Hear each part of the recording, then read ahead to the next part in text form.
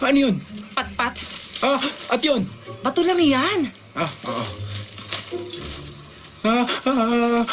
May kagaba ba sa likod ko? Pwede ba tama na? Dahon lang yan. Umikot ka nga.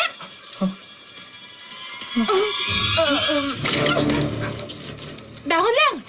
Sabi sa'yo eh. Ngayon, halika na. Maghanap tayo ng ligtas sa lugar para pagpalipasan ng gabi. Ligtas? Nasa kagubatan tayo. Alam mo, kapag sinabi ng mga tao, kagubatan na yun, asahan mong delikado ang tinutukoy nila.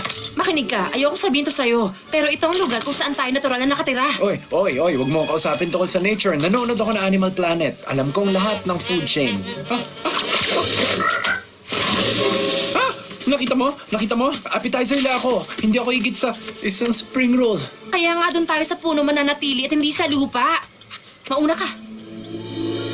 Oh, no. Sa palagay ko, hindi. Hindi. Mas magiging komportable ako sa bagay na gawa ng tao. Uy! Bakit di nalang doon? Hindi ako makapaniwala na kailangan kitang bitbitin paakyat doon. Bitbitin mo ako? Manood ka. Blue! Sandali lang! O ngayon, sino ang siyang binitbit, ha? Ha, nakakatawa. Woo!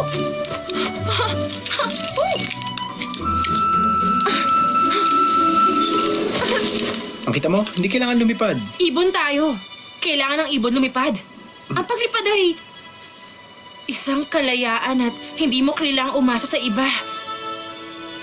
Ayaw mo ba ng ganun? Hindi ko alam. Parang malungkot yun. Matulog na tayo? Siguro hindi pa ako matutulog agad. Kasi sanay pa ako sa oras ng Minnesota eh. Good night. Good night, Jewel. Good night, Linda.